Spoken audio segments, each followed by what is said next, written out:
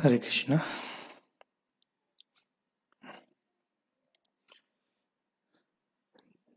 जय राधा माधव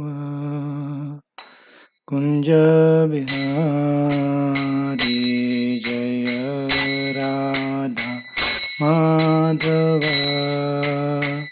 कुंज बिहारी।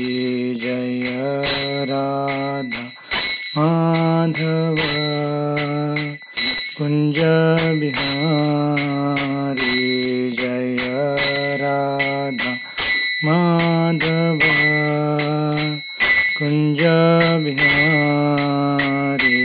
जय गोपी जन वल्लभ गिरिवरधारी। जय गोपी जन वल्लभ गिरिवरधारी।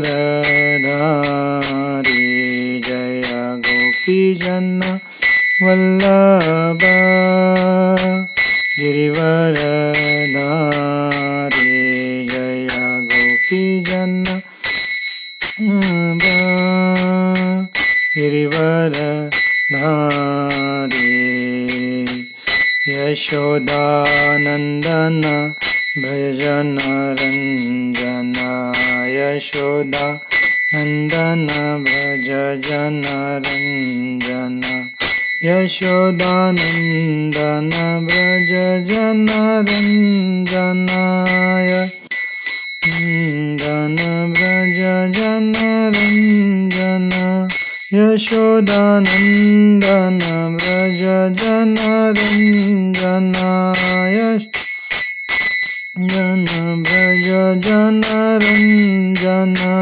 यमुना तीरावन चारि। यमुना तीरावन चारि। यमुना तीरावन चारि। यमुना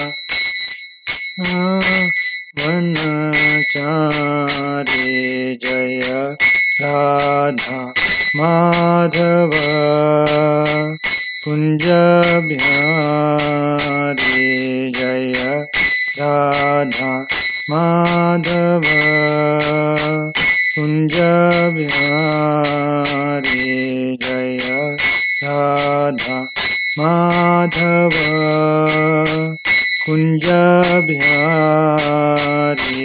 जय राधा माधव कुंज बिहारी।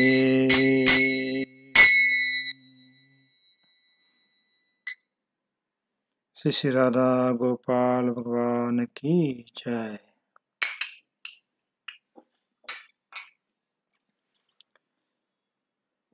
ओम नमो भगवते वासुदेवाय।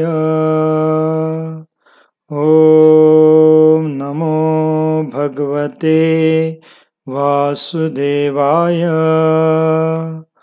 ओम नमो भगवते वासुदेवाय। नमो विष्णुपादाय कृष्णपृष्ठाय भूतले श्रीमते भक्तिवेदांत स्वामिन् इति नामिने। नमस्ते सारस्वती देवे गौरवाणी प्रचारिणे। निर्विशेष शून्यवादी पाश्चात्यदेशतारिणे। जय श्री कृष्ण चैतन्य प्रभु नित्यानंद। श्री अद्वैत गदाधर श्रीवासादि गौरभक्तवृंद। हरे कृष्णा कृष्णा कृष्णा हरे हरे। हरे राम राम राम हरे हरे।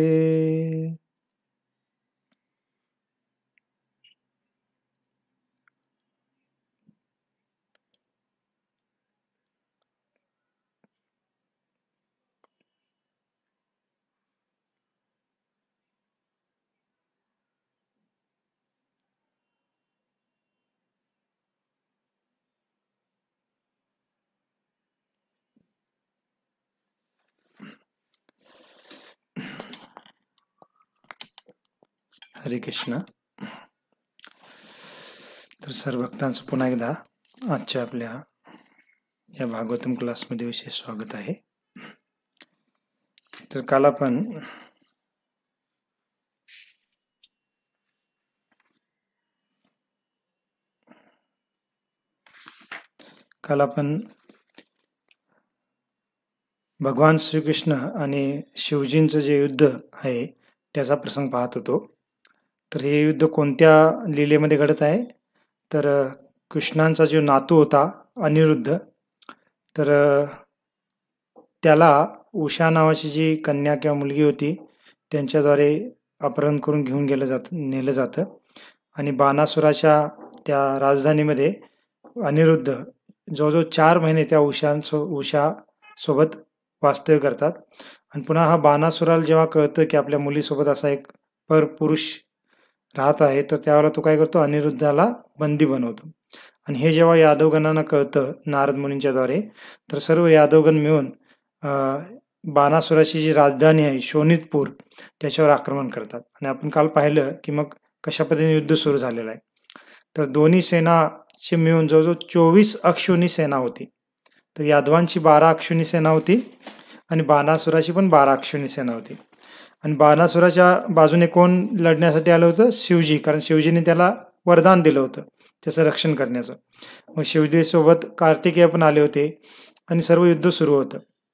मग आपण काल पाहिलं की कृष्ण आणि शिवजींचं युद्ध सुरू झालेलं आहे आणि बाणासुरासोबत सात्विकी लढत आहेत. आणि बलरामजी हे त्या बाणासुराचे जे सेनापती होते कुभांड आणि कुंभकर्ण त्याच्यासोबत बलरामजी लढत होते. आणि प्रद्युम्न हा कार्तिकेय याच्याशी लढत होते. आणि हे युद्ध चालू होतं, फार भीषण युद्ध चालू होतं. आणि देवी देवता पण ते युद्ध पाहण्यासाठी आकाशामध्ये एकत्रित झाले होते. मग कृष्ण काय करतात, आपल्या सारंग धनुष्यातून बरेच बाण सोडून जे शिवजींचे अनुयायी होते, पार्षद होते, भूत पिशाच वेटाळ ब्रह्मराक्षस असे गण, तर त्यांना काय करतात, त्या युद्धभूमीतून पळवून लावतात. आणि त्यावेळेला मग शिवजी स्वयं काय करतात, आपला त्रिशूळ भगवान श्रीकृष्णांवर सोडतात. आता कृष्ण काय करतात की आपल्या सारंग धनुष्यातून एक बाण सोडून त्या त्रिशूलाला हवेमध्येच नष्ट करतात, त्या त्रिशूलाचे तुकडे तुकडे करतात. आणि शिवजी मग आणखीन वेगवेगळ्या अस्त्रशस्त्रांचा मारा भगवान श्रीकृष्णांवर करू लागतात. तर प्रत्येक अस्त्राला कृष्ण काय करतायत, आपल्या बाणाने हवेमध्येच त्याचे तुकडे करतायत किंवा त्याला नष्ट करतायत. मग अशा पद्धतीने फार भीषण शिवजींचं आणि कृष्णांचं युद्ध चालू होतं. तर किती भीषण युद्ध असेल आपण कल्पना पण करू शकत नाही, एवढं ते भीषण युद्ध होतं. कारण शिवजी पण साधारण नाहीत, मोठमोठे असुर किंवा जे काही राक्षस होते ते पण शिवजींना भयभीत होतात. हे शिवजी एका बाजूला आहेत आणि भगवान श्रीकृष्ण तर सर्व ब्रह्मांडाचे नायक आहेत, तर ते दुसऱ्या बाजूला आहेत. आणि अशा पद्धतीने युद्ध चालू होतं. आणि मग शिवजी काय करतात, आता त्यांची सर्व अस्त्रशस्त्र विफल झाल्यानंतर शिवजी आता ब्रह्मास्त्र काढतात आणि ब्रह्मास्त्र सोडतात भगवान श्रीकृष्णांवर. तर श्रीकृष्ण पण मग आपल्याकडे असणाऱ्या ब्रह्मास्त्राने त्या ब्रह्मास्त्राला हवेमध्येच नष्ट करतात. आता ब्रह्मास्त्र साधारण नाही, एका ब्रह्मास्त्राने पूर्ण ब्रह्मांड नष्ट होऊ शकतं, परंतु कृष्णाने आपल्या ब्रह्मास्त्राने ते ब्रह्मास्त्र पण नष्ट केलं. त्याच्यानंतर शिवजी वायू अस्त्र सोडतात. वायू अस्त्र म्हणजे फार जोरात वारा येऊ लागतो, परंतु कृष्ण पर्वत अस्त्र सोडून त्या वाऱ्याला नष्ट करतात. तसं वायूला रोखण्याला कोण असतो? पर्वत, कारण पर्वताला वायू काही करू शकत नाही. तर पर्वत अस्त्र सोडून हे वेगळ्या अस्त्रांची नावं आहेत, अस्त्रशस्त्रांची नावं. तर त्याने कृष्ण काय करतात, त्या वायू अस्त्राला नष्ट करतात. मग शिवजी अग्नेय अस्त्र सोडतात, म्हणजे पूर्णतः त्या सैन्यावर अग्नीचा वर्षाव होऊ लागतो. तर त्यावेळेला काय होतं, कृष्ण पर्जन्य अस्त्र सोडून, म्हणजे पर्जन्य म्हणजे पाऊस सुरू होतो आणि ते आग्नेय अस्त्र नष्ट होतं. त्यानंतर शिवजींचं सर्वात शक्तिशाली अस्त्र आहे ते म्हणजे पाशुपात अस्त्र. तर हे पाशुपात अस्त्र शिवजीने अर्जुनाला पण दिलं होतं, अर्जुनावर प्रसन्न होऊन. तर ते पाशुपतास्त्र जे आहे ते शिवजी सोडतात. मग कृष्ण काय करतात, नारायण अस्त्र सोडून त्या पाशुपात अस्त्राला विफल करतात, त्याला पण नष्ट करतात. मग अशा पद्धतीने फार भीषण एकमेकांच्यावर ते वेगवेगळे अस्त्रशस्त्र टाकत होते आणि कृष्ण काय करायचे, त्याला विफल करत होते. आणि हे फार भीषण युद्ध चालू होतं. मग कृष्ण शेवटी काय करतात, एक विशेष अस्त्र आहे कृष्णांचं, तर त्या अस्त्राचं नाव आहे जुम जुम एक मिनिट, ते वाचायला पण मला कठीण वाटाले. जुम्र जुब्रना म्हणजे जुम्रनाश्रम म्हणून असं एक अस्त्राचं नाव आहे. त्या अस्त्राचा विशेष तो काय होतं की ते एक जांभई अस्त्र असं पण म्हणू शकतो आपण त्याला आपल्या मराठी भाषेमध्ये. तर जांभई अस्त्र म्हणजे काय की कृष्णाने असं सोडलं शिवजींवर की त्या अस्त्राच्या प्रभावामुळे शिवजी त्या युद्धाच्या क्षेत्रामध्येच जांभयात देऊ लागले आणि जांभया देऊन त्यांना झोप येऊ लागली. त्या झोपेमध्ये ते पेंगून तिथंच एकदम स्थिर झाले. असं जसं आपल्याला महाभारतामध्ये पण पाहायला मिळतं की जेव्हा जे पांडवगण अज्ञातवासामध्ये होते आणि अज्ञातवास संपल्यानंतर जेव्हा कौरवगण विराट राज्यावर आक्रमण करतात तर त्यावेळेला कौरवांच्या सर्व सेनेशी फक्त अर्जुन एकटे लढण्यासाठी जातात. त्यावेळेला भीष्म पितामह, कर्ण किंवा दुर्योधन, दुःशासन, अश्वत्थामा असे फार शक्तिशाली योद्धे तिथं आले होते. पण तो अर्जुन काय करतो, बराच वेळ त्यांचं युद्ध चालतं आणि शेवटी अर्जुन त्यावेळेला हेच जांभई अस्त्र सोडतो. आणि या जांभई असल्यामुळे काय होतं, ते सर्व कौरवाशी जे सेनापती आहेत, सामान्य सेना आहेत, सर्वजण जांभया देऊन त्या युद्ध क्षेत्रामध्ये झोपू लागतात. आणि सर्व हे जे प्रमुख योद्धे आहेत ते पण त्यांच्या रथामध्ये तिथं मूर्छित होऊन किंवा म्हणजे असं पूर्ण गाढ झोपेमध्ये जातात. तर अशा पद्धतीने अर्जुनाने त्या ठिकाणी कौरवांचा पराभव केला होता.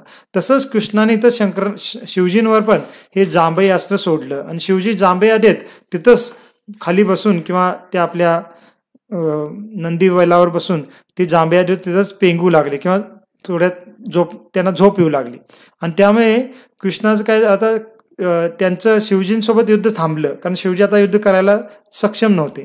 तेवढ्यात मग कृष्ण काय करतात, आपले तलवार, गदा आणि बाणाने बाणासुराच्या सैन्याचा संहार करू लागतात. मग कृष्ण त्या ठिकाणी दुसऱ्या बाजूला मग सैन्याचा संहार करू लागतात. आपल्याला एक फोटो दाखवतो. त्या फोटोमध्ये आपल्याला त्या युद्धाचा प्रसंग दाखवलेला आहे. जसा हा फोटो आहे आपल्या भक्तांनी काढलेला, आपण पाहू शकता. तर या फोटोमध्ये आपल्याला दिसत आहे भीषण युद्ध चालू आहे सर्व ठिकाणी इकडे तिकडे. ह्या फोटोमध्ये गणेशजी पण दाखवलेले आहेत. आता भागवतामध्ये वर्णन नाही पण तिथं गणेशजी दाखवलेले आहेत आणि इथं वर कार्तिकेय आहे. तिथं त्यांचं मुख जरा अर्धच दिसतंय. हे मोहरावर बसलेले आहेत म्हणजे कार्तिकेय आहेत आणि कार्तिकेयांच्या सोबत प्रद्युम्नाचं युद्ध चालू आहे. आणि इथं पहा आपण म्हणजे कर्सर दिसत नाही आपल्याला पण तो या कोपऱ्याला एक दिसू शकतं. शिवजी आपल्या नंदीवर बैलावर बसलेले आहेत आणि त्यांना काय होत आहे की जांभया येत आहे. आणि इथं बाणासुर आहे, पहा बाणासुराचे 1000 हात असतात आणि त्या 1000 हाताद्वारे तो युद्ध करत आहे. आणि असं फार म्हणजे पूर्ण त्या युद्ध क्षेत्रामध्ये जिकडं पाहाल तिकडं सगळीकडे युद्ध चालू होतं. आकाशामध्ये, खाली जमिनीवर आणि वेगवेगळ्या सर्व दिशांनी आणि पूर्ण ते परिसर त्या युद्धांच्या काही युद्धाने भरून गेला होता. आणि तर आपण पाहतो की आपले बलराम जे आहेत ते पण काय करतायत, आपल्या गदेने युद्ध करतायत. मग अशा पण फार भीषण हे युद्ध चालू होतं. मग आता काय होतं की शिवजी तर जांभया देत बसलेले आहेत आणि कृष्ण आता बाणासुराच्या सैन्याचा संहार करत होते आणि इकडे कार्तिकेय आणि प्रद्युम्नाचं युद्ध चालू होतं. परंतु प्रद्युम्न तर स्वयं कृष्णाप्रमाणे शक्तिशाली होते आणि प्रद्युम्न काय करतात, आपल्या धनुष्यातून बरेच बाण सोडून काय करतात, कार्तिकेयांना म्हणजे जखमी बनवतात. कार्तिकेयांच्या शरीरामध्ये बऱ्याच ठिकाणी जखमा होतात, त्यांच्या शरीरातून भरपूर रक्त येऊ लागतं आणि शेवटी काय होतं, कार्तिकेय भयभीत होऊन आपल्या मोरावर बसून तिथून पळून जातात. म्हणजे त्या युद्धभूमीतून पलायन करतात. जसं इथं दिसत आहे आपल्याला की मोर उडून चाललेला आहे, वर फोटोमध्ये दिसत आहे. तर त्या प्रद्युम्नाच्या शक्तीने किंवा माऱ्याने कार्तिकेय तिथून पलायन करतात. आणि बलरामजी जे बाणासुराचे 2 सेनापती होते, कुभांड आणि कुंभकर्ण, तर या 2 सेनापतीशी बलराम लढत होते. आणि बलराम पण काय करतात, आपलं जे मुसल आहे, मुसल म्हणजे बलरामजीच्या हातात आपल्याला इथे दिसत आहे. मुसल म्हणजे काय असतं, गदाप्रमाणेच आहे परंतु थोडं छोटं असतं ते. मुसल म्हणजे आपल्या घरामध्ये असलेलं मुसल पण तशा पद्धतीचं पण असतं बलरामजीकडे. तर त्या मुसळाने मारून त्या दोघांना काय करतात, दोघांचा वध करतात. कुंभांड आणि कुंभकर्ण हे दोन्ही जे सेनापती होते. आणि मग बाणासुराची सेना पाहते की आपले प्रमुख सेनापती मारले गेले, तर ती सेना पण अक्षरशः काय करू लागते, पलायन करू लागते त्या युद्धभूमीतून. मग हे पाहून बाणासुर फार काय होतो, संतप्त होतो, क्रोधित होतो आणि लगेच तो काय करतो, बाणासुर सात्यकीचे युद्ध करत होता, मग सात्यकीला सोडून देत होतो त्यांच्याशी युद्ध करणं आणि कृष्णाशी युद्ध करू लागतो. कारण आता कृष्णाचं युद्ध शिवजींचं चालू होतं आणि शिवजी आता जांभ्या यादीत बसले होते आणि बाणासूर काय करतो, कृष्णासोबत युद्ध करण्यास सुरुवात करतो आणि काय करतो, आपले 1000 जे हात होते त्याचे ते 1000 हात प्रकट करतो. जसं या युद्धामध्ये दिसत आहे, तो बाणासूर इथं रथामध्ये आहे आणि 1000 हात त्याचे प्रकट झालेले आहेत आणि 1000 हातामध्ये 500 धनुष्य पकडतो. म्हणजे 2 हातामध्ये 1 धनुष्य, असं तो 500 धनुष्य आपल्या 1000 हातामध्ये पकडतो आणि प्रत्येक धनुष्यावर 2-2 बाण चढवतो. आणि म्हणजे 1000 बाण 500 धनुष्यावर चढून तो त्या बाणाचा मारा कृष्णांवर करणारच होता. तेवढ्यात कृष्ण काय करतात, आपल्या सारंगातून असे बाणाचा वर्षाव करतात की ते जे काही बाणासुराचे जे धनुष्य होता, तो धनुष्य त्याच्या हातामध्येच असताना किंवा ते बाण पण त्याच्या धनुष्यावरच असताना ते सर्व धनुष्य कृष्ण काय करतात, आपल्या बाणाने तोडून टाकतात. आणि फक्त धनुष्यच तोडत नाहीत तर त्याचा रथ पण उद्ध्वस्त करतात, रथावर पण मारा करतात, त्याचा रथ मोडून तोडून खाली पडतो. त्याचे घोडे मारून टाकतात कृष्ण आणि त्याचा जो सारथी होता त्या सारथीला पण मारतात. मग अशा पद्धतीने त्या बाणासुराला पूर्णतः तो म्हणजे पराजित करतात. बाणासुर आता त्यावेळेला जमिनीवर पडला होता कारण त्याचा रथ पूर्णतः नष्ट झाला होता, त्याचे धनुष्य पण नष्ट झाले होते. आणि आता कृष्ण काय करतात, आता बाणासुराला मारायचंच असा विचार करून आपला शंख वाजवू लागतात जोरात, म्हणजे आता विजयाचं एक प्रतीक म्हणून. परंतु तेवढ्यात काय होतं, बाणासुराची जी माता होती, बाणासुराच्या मातेचं किंवा आईचं नाव होतं कोटरा. तर ही काय करते, आपल्या मुलाला वाचवण्यासाठी एक फार भयानक विद्रूप रूप घेऊन एक चेटकिणी किंवा राक्षसी नसते अशा पद्धतीने, कारण ते राक्षस असुर कुळातली ती स्त्री होती आणि तिला पण मायावी शक्ती येत होती. तर ही कोटरा काय करते, आपल्या मायावी शक्तीने फार भयानक एकदम विद्रूप आणि असं भयानक रूप घेते आणि एकदम नग्न अवस्थेमध्ये कृष्णांच्या समोर येते त्यांना विचलित करण्यासाठी. आणि एकदम फार विद्रूप आणि असं एकदम भयानक रूप होतं त्याचं. आणि कृष्ण ते समोर पाहतात तिला आणि लगेच ते एकदम कृष्ण म्हणजे तिरस्कार, म्हणजे असं तिरस्कृत नजरेने कृष्ण काय करतात, आपली मान काय करतात, बाजूला वळवतात. कारण ह्या नग्न स्त्रीला आणि अशा विद्रूप एकदम भयानक स्त्रीला कोण पाहणार, एकदम अपशकून, म्हणून कृष्ण काय करतात, आपलं जे मुख आहे ते दुसऱ्या बाजूला वळवतात. आणि तेवढी संधी साधून बाणासूर काय करतो, आपल्या महलामध्ये पळून जातो आत. का, कारण त्याचा रथ नष्ट झाला होता, धनुष्य सर्व नष्ट झाले होते, घोडे सारथी सर्वांना मारलं गेलं होतं. आणि तो काय करतो, पलायन करून आपल्या राजधानीमध्ये आत, म्हणजे त्या मेन जे राजधानीची तटबंदी असते तिथून आत पळून जातो. आणि इकडे बाकी सर्व युद्ध चालूच होतं. मग काय होतं, आता जे शिवजी ते जांभई अस्त्राच्या प्रभावामुळे जे जांभई यादीत बसले होते, थोडे पेंगत होते, ते त्याच्यातून मुक्त म्हणजे थोडे वर येतात, त्यांचे जांभई देण्यात थांबतं. मग शिवजी काय करतात, पुन्हा मग एक विशेष अस्त्राला आव्हान करतात कृष्णांवर सोडण्यासाठी. आणि ते अस्त्र म्हणजे काय, त्या अस्त्राचं नाव इथं सांगितलेलं आहे. त्या अस्त्राचं नाव होतं शिवज्वर अस्त्र, म्हणजे शिवज्वर अस्त्र असं त्या अस्त्राचं नाव होतं. आणि त्या अस्त्राला शिवजी आव्हान करतात आणि कृष्णांवर सोडतात. आणि त्या अस्त्राचं वर्णन केलेलं आहे, ते अस्त्र फार भयानक होतं. आणि ते अस्त्र पण एक व्यक्ती स्वरूपात होतं. व्यक्ती स्वरूपात म्हणजे काय, जसं बरेच अस्त्र आहेत, ब्रह्मास्त्र आहे, पाशुपात्र अस्त्र आहे, हे वेगवेगळे अस्त्र व्यक्ती स्वरूपात आहेत म्हणणे. जसं भगवंतांचं पण जसं गदा आहे, सारंग धनुष्य आहे, हे भगवंताच्या धामात व्यक्ती स्वरूपात आहेत. तसंच हे शिवजींचं जे शिवज्वर अस्त्र होतं, हे पण एक व्यक्तीच्या स्वरूपात आहे, परंतु ते फार एकदम भयानक एक राक्षसाचं त्याचं रूप आहे.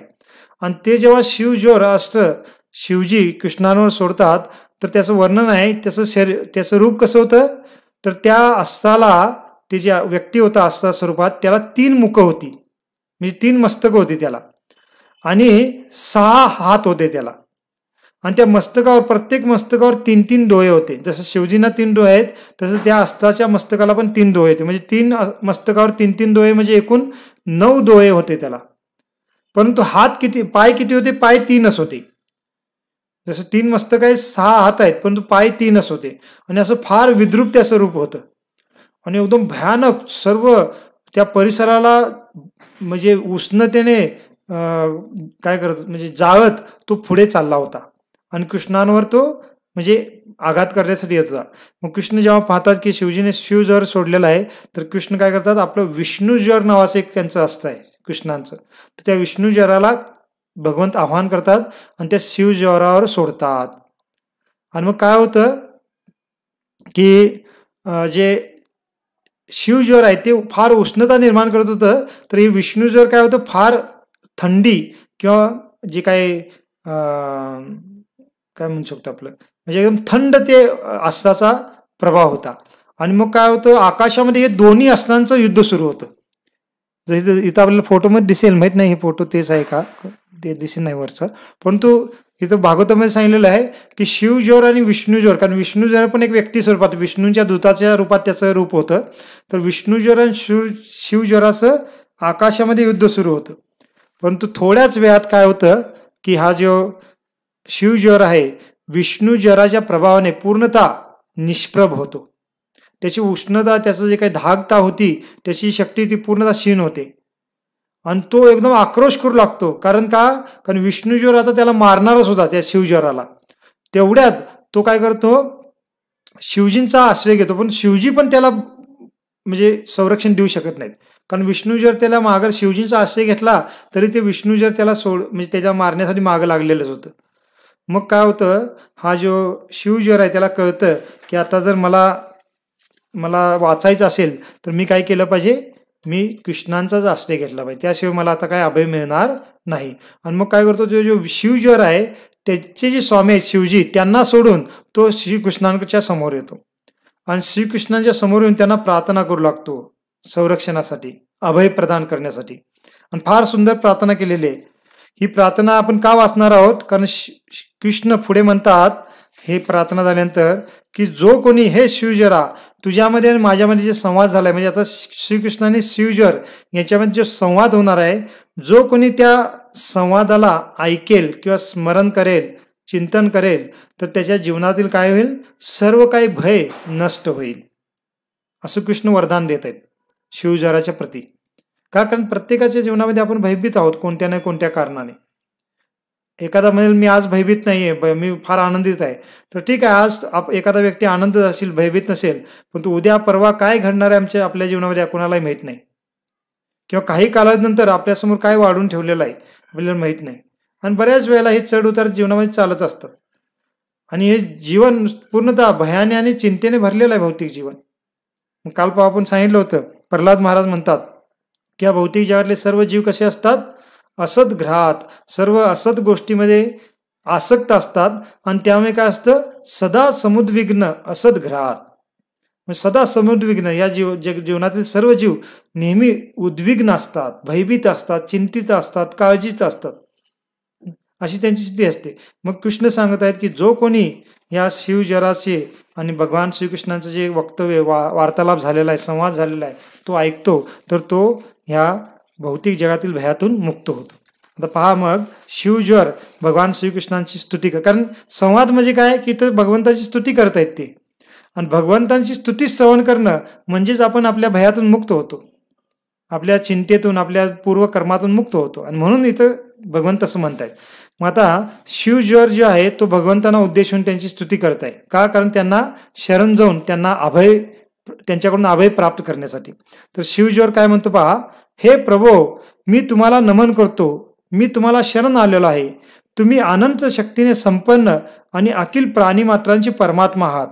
तुम्ही विशुद्ध तथा परिपूर्ण चेतनेने युक्त, तसेच ह्या विश्वाच्या निर्मिती, स्थिती आणि लयाचे कारण आहात. तुम्ही शांत स्वरूपी आणि वेदांद्वारे अप्रत्यक्षपणे उल्लेखले जाणारे परम सत्य आहात. मग आता शिवज्वर कृष्णांची अशा पद्धतीने स्तुती करत आहे.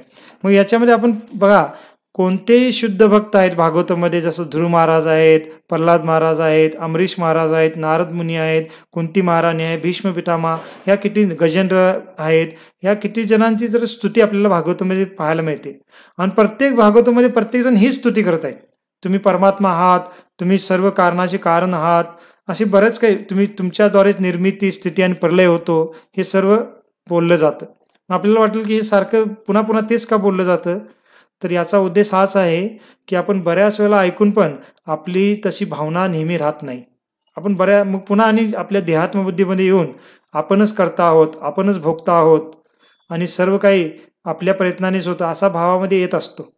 आणि तो भाव निघून जाण्यासाठीच मग हे पुन्हा पुन्हा आपण ज्या वेगवेगळ्या प्रार्थना आहेत या भागवतामध्ये, ते आपण श्रवण केल्या पाहिजेत. मग इथे हेच ते सांगत आहेत की हे भगवंता, तुम्ही पूर्ण काय आहात, शक्तीने संपन्न आहात, सर्व कारणांचे कारण आहात, सर्वांच्या हृदयामध्ये असणारे परमात्मा आहात, अशा पद्धतीने हा शिवजीवर म्हणताय. आणि तो काय म्हणतो की हे मायेला निष्प्रभ करणारे कृष्णानं म्हणताय की तुम्ही काय करता, या भौतिक जगातील सर्व जे मायाच्या अधीन आहेत त्या सर्वांना तुम्हीच त्या मायेतून मुक्त करू शकता आणि त्या मायेला पूर्णतः निष्प्रभ करू शकता.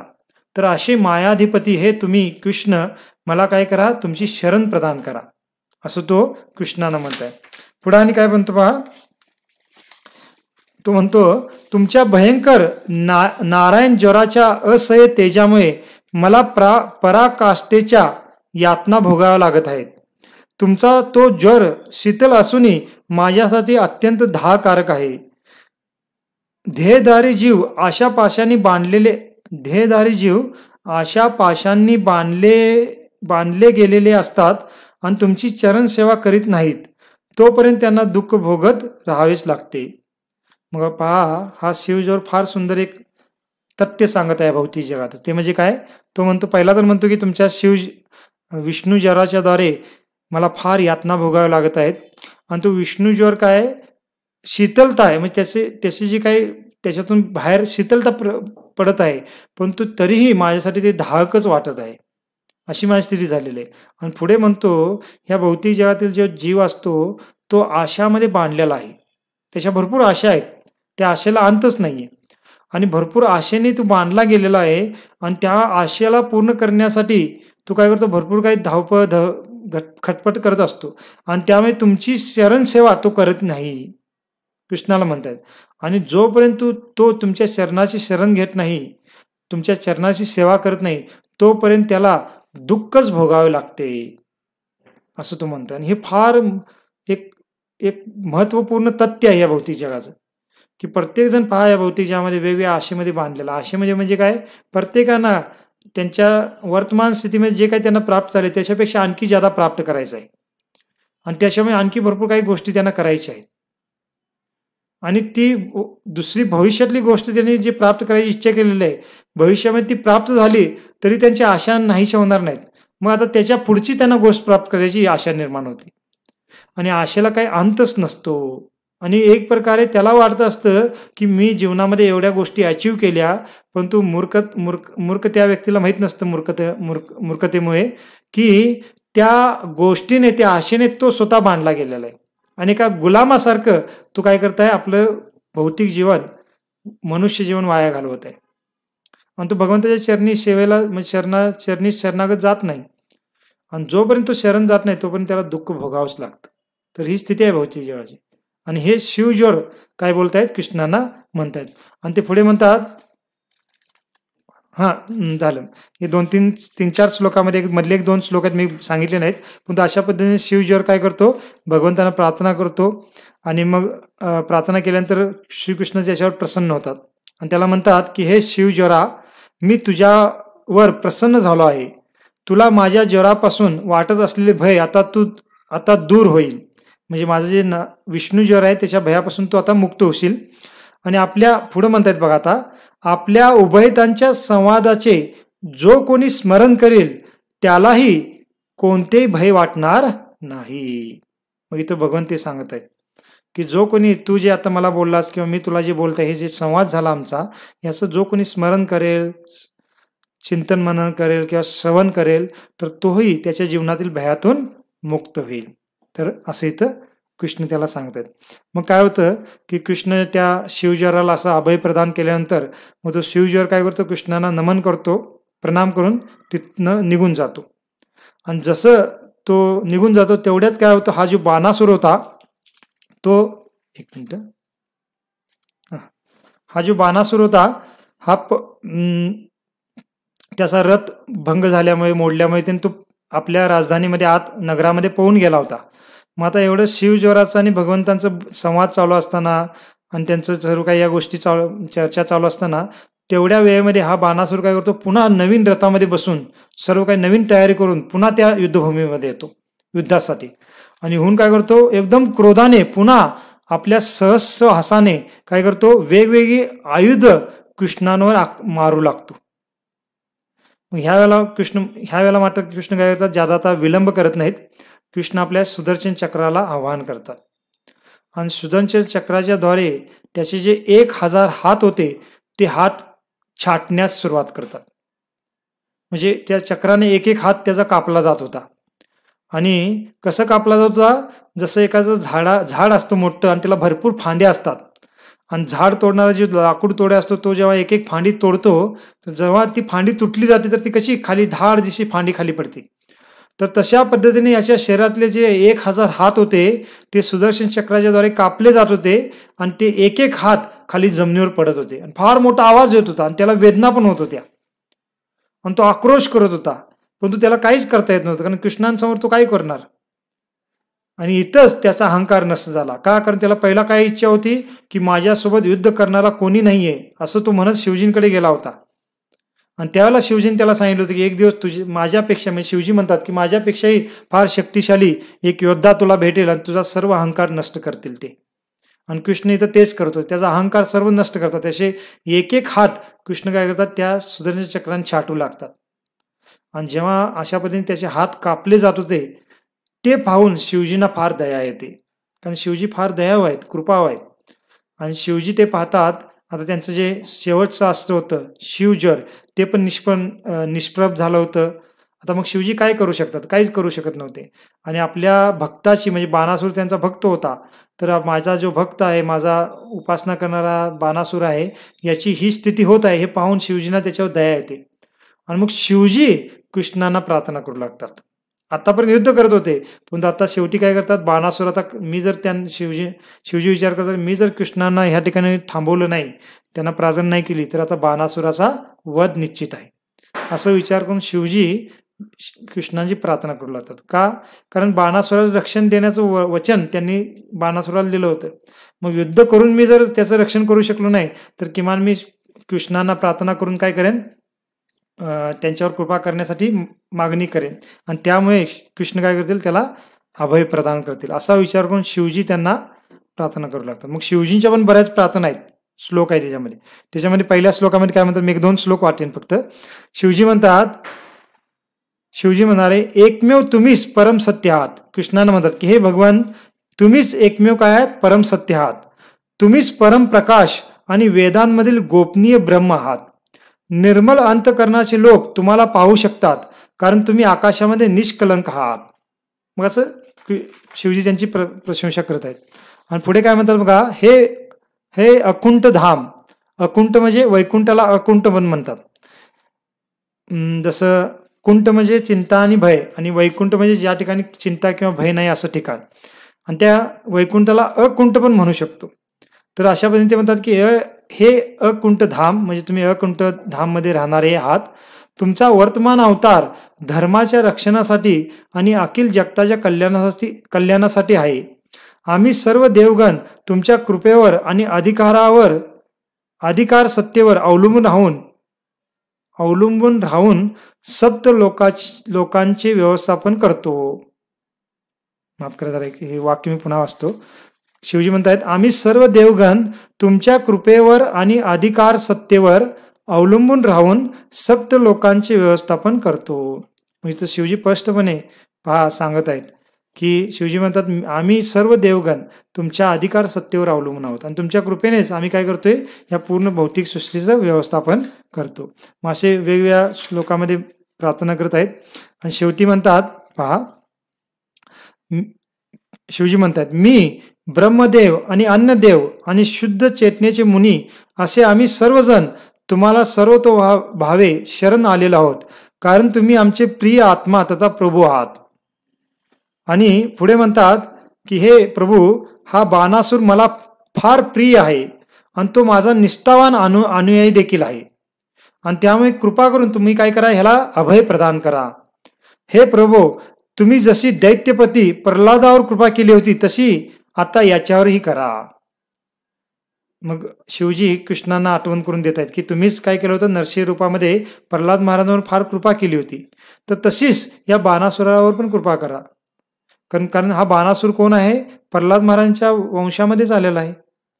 कारण प्रल्हाद महाराजांचा पुत्र होता विरोचनचा पुत्र होता बली महाराज, आणि बली महाराजचा हा पुत्र होता, म्हणजे प्रल्हाद महाराजांचा हा पंतू होता असं म्हणू शकतो. बाणासूर. आणि मग शिवजी प्रल्हाद महाराजांचं स्मरण करून कृष्णांना म्हणतायत की तुम्ही जसं प्रल्हाद महाराजांना कृपा केला तसं याच्यावर कृपा करा. मग शिवजींची स्तुती ऐकल्यानंतर, शिवजींची प्रार्थना ऐकल्यानंतर कृष्ण काय होतात, शांत होतात. मग काय करतात, त्यांचं जे चक्राने त्याचे हात तोडले जात होते ते आता फक्त 4 हात राहिले होते त्याचे, म्हणजे जवळजवळ 996 हात तोडले गेले होते. मग कृष्ण काय करतात, त्याला 4च हात ठेवतात, बाकीचे हात मग कापले जातात आणि 4 हात मग ते कापत नाहीत, तेवढे सोडतात. का, शिवजीने त्यांना प्रार्थना केली होती. आणि मग शिवजीने म्हणतात की हे शिवजी, तुम्ही जी काही प्रार्थना केलेली आहे, मागणी केलेली आहे, ती निश्चित मी पूर्ण करेन आणि या बाणासुराचा वध करणार नाही. असं म्हणून कृष्ण काय करतात, आपल्या चक्राला थांबवतात. आणि शिवजींना म्हणतात की हा जो बाणासुर आहे हा विरोचनचा नातू आहे किंवा बली महाराजांचा पुत्र आहे. आणि मी प्रल्हाद महाराजांना वचन दिलं होतं. काय वचन दिलं होतं की कृष्णाने, म्हणजे नरसिंह लीलेमध्ये जेव्हा प्रल्हाद महाराजांच्या वडिलांचा हिरण्यकशिपूचा भगवंतांनी वध केला, तर तेव्हा प्रल्हाद महाराजांवर प्रसन्न होऊन कृष्णाने काय सांगितलं होतं, नरसिंह भगवंतांनी त्यांना, की तुझ्या वंशजामध्ये पुढे भविष्यामध्ये कोणी पण जन्मेल तर मी त्याचा वध करणार नाही, असं कृष्णाने किंवा नरसिंह भगवंतांनी त्यांना वचन दिलं होतं.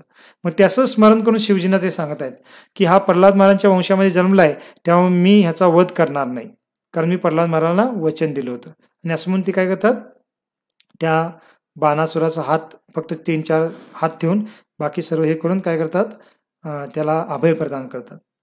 तर म्हणलेलं की कृष्ण लीलेमध्ये जेव्हा कृष्ण वृंदावनमध्ये पण होते, तर वृंदावनमध्ये पण जो धेनुकासूर होता, धेनुकासुराचा प्रसंग आपण चर्चा केलेला आपल्या लक्षात असेल. तर हा धेनुकासूर एक गाढवाच्या रूपात आला होता. तर तालवनामध्ये तो वास करतो आणि तिथं जाऊन काय करतात, कृष्ण बलराम त्याला मारतात. पण त्या ठिकाणी धेनुकासुराला कृष्ण मारत नाहीत, तर बलरामजींच्या द्वारे त्याला मारलं जातं.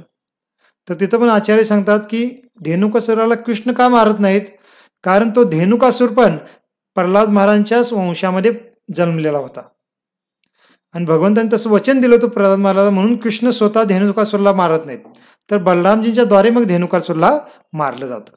मग तसंच इथं पण बाणासूरला कृष्ण मारत नाहीत आणि त्याला अभय देतात.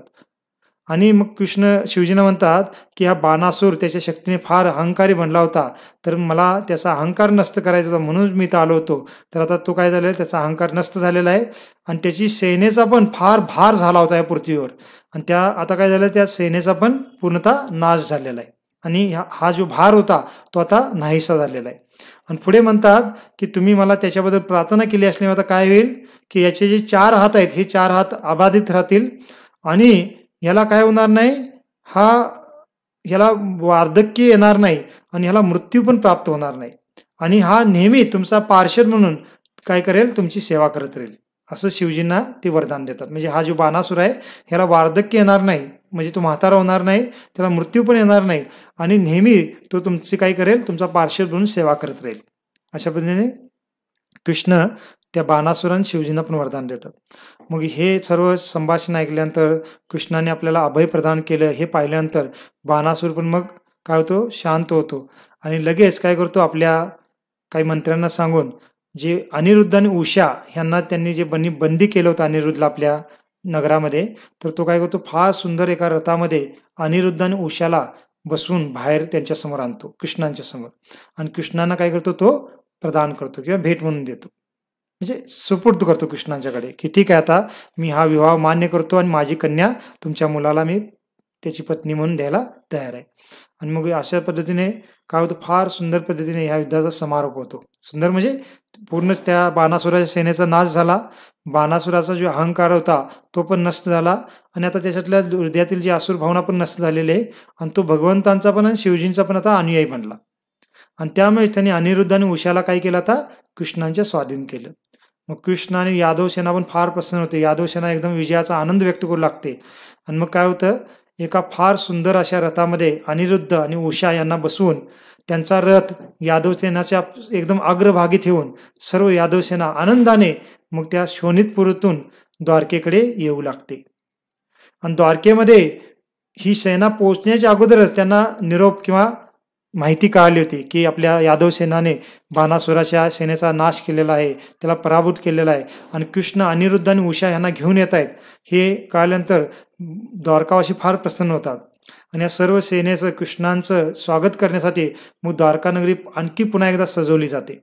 वेगवेगळ्या ठिकाणी तोरण बांधले जातात, ध्वजा लावल्या जातात, फुलांचे हार लावले जातात आणि काय जे केलं जातं, मार्ग ते सजवले जातात आणि शंख तुताऱ्या किंवा दुंदुबी किंवा वीणा आहेत किंवा मृदुंग आहेत, अशा वेगळ्या वाद्याने काय केलं जातं, भगवंत जे येत आहेत त्यांचं स्वागत केलं जातं. भगवंत आहेत, अनिरुद्ध आहेत, उषा आहेत आणि असं सर्वांच्या काय होतं, स्वागत करून द्वारका नगरीमध्ये ते प्रवेश करतात.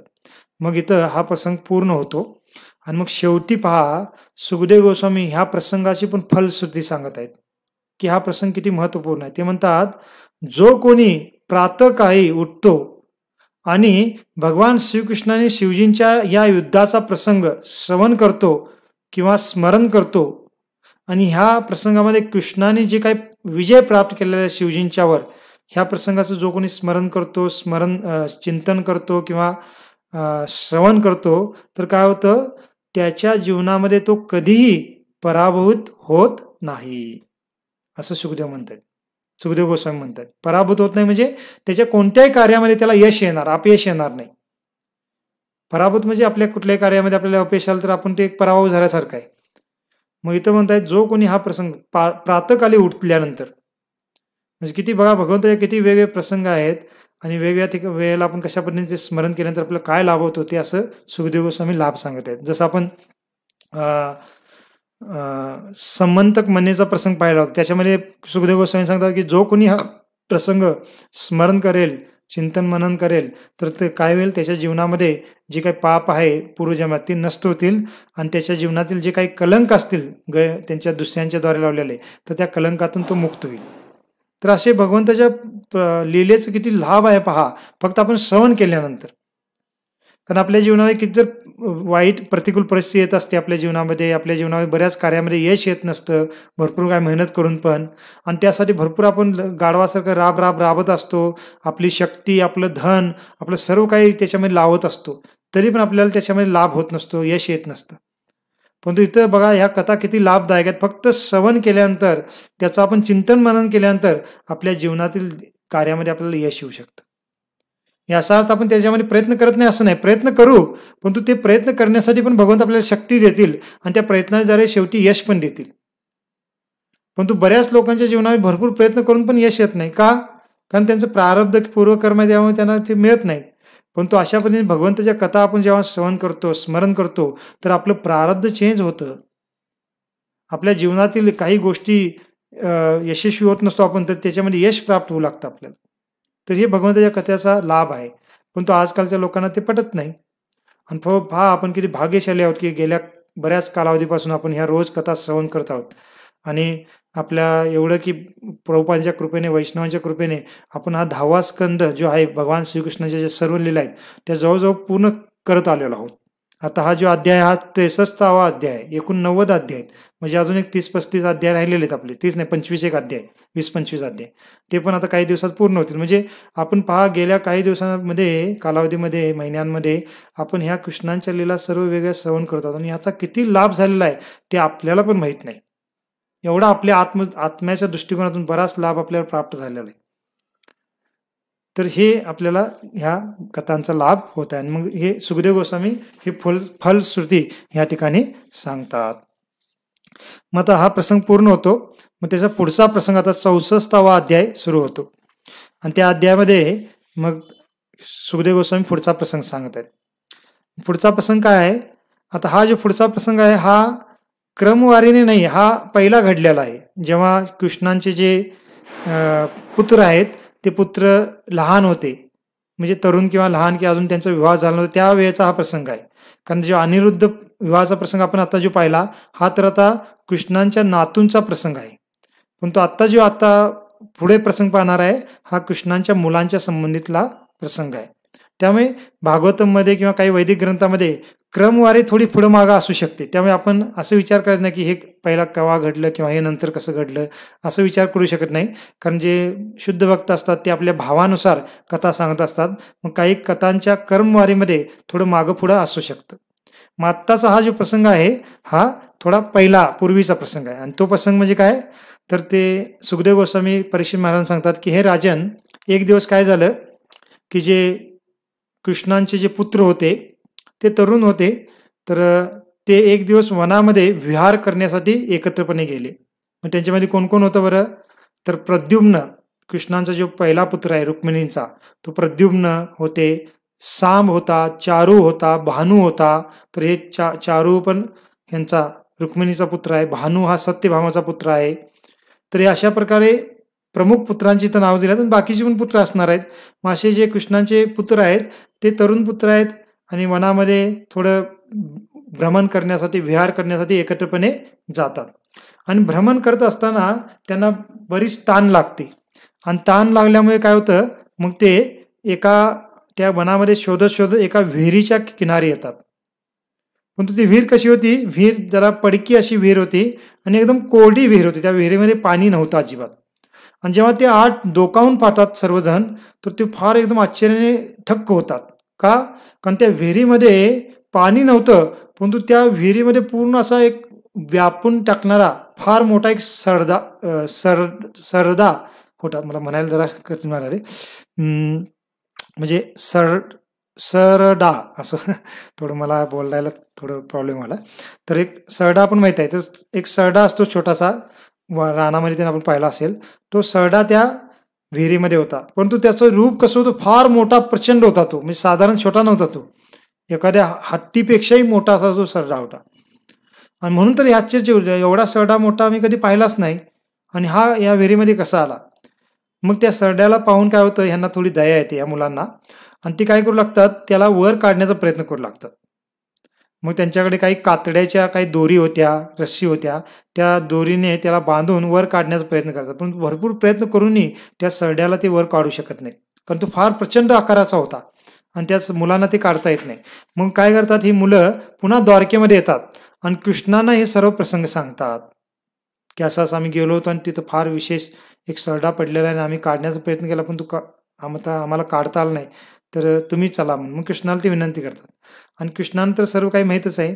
मग कृष्ण त्या आपल्या मुलांच्या सोबत त्या ठिकाणी येतात आणि त्या विहिरीमध्ये पाहून कृष्ण काय करतात, सहजपणे आपल्या डाव्या हातानेच त्या सरड्याला वर काढतात. म्हणजे एवढा प्रचंड सरडा होता, त्याच्या मुलांना कितीतरी मुलांना मिळून त्या सरड्याला वर काढता आलं नाही, परंतु कृष्णाने काय केलं, डाव्या हातानेच त्या सरड्याला वर काढलं. तर आपण फोटो पाहू शकता, हा फोटो आहे. तर हा जो बाजूचा आहे की सरडा खाली आहे आणि कृष्ण त्या विहिरीच्या वरनं डावा हात घालून त्याला वर काढत आहेत. तर अशा पद्धतीने कृष्ण त्या सरड्याला वर काढतात. आणि इकडे मग तो सरडा म्हणजे, एक मिनिट, इकडे म्हणजे ते सरडा म्हणजे पूर्वजन्मात कोण होता तो प्रसंग सांगायला ते इथं सांगत आहे. मग काय होतं, त्या सरड्याला वर काढल्यानंतर जसं तो सरडा वर येतो आणि कृष्णाच्या शरीराचा किंवा कृष्णाच्या हातांचा स्पर्श त्या सरड्याला झाला होता, त्यामुळे ते काय होतं, सरडा होता तो आपलं शरीर त्यागतो आणि लगेच फार सुंदर एका देवी पुरुषाच्या रूपात तो प्रकट होतो कृष्णांच्या समोर. आता इथं पाहू शकता आपण. तर हा फोटोमध्ये पहा की सर्व कृष्ण समोर आहेत, त्यांचे पुत्र आजूबाजूला आहेत आणि तो सरदा बाहेर आल्यानंतर त्याचं शरीर त्यागून त्या सरद्याच्या शरीरातून एक देवता बाहेर प्रकट होत आहे आणि फार तेजस्वी ज्याचं शरीर होतं, फार सुंदर असं रूप होतं, सुंदर असे त्यांनी अलंकार परिधान केले होते आणि तो त्या सरड्याच्या शरीरातून प्रकट झाल्या काय करतो, लगेच भगवंतांना प्रणाम करू लागतो. मग कृष्ण त्याला पाहून एकदम म्हणजे बाकी सर्व आश्चर्यचकित होतात की अचानक हा सरडा असा व्यक्ती कसा बनला. आणि कृष्ण पण एक सामान्य व्यक्तीप्रमाणे त्याच्याकडे आश्चर्याने पाहू लागतात. आता कृष्णांना सर्व काही माहीत आहे, परंतु कृष्ण आपल्याला काहीच माहीत नाही. अशा पद्धतीने त्याच्याकडे पाहत त्याला विचारतात. काय विचारतात की हे महाभाग्यशाली पुरुषा, तू कोण आहेस आणि तुझे श्रेष्ठ रूप पाहून तू निश्चित श्रेष्ठ देवांपैकी एक असावात असे मी मानतो. असं कोणी म्हणतात की तुझं हे सुंदर रूप पाहून तू निश्चित एक देवता असावास असं मला वाटतं. मग तू देवता असूनही तुला का या सरड्याच्या योनी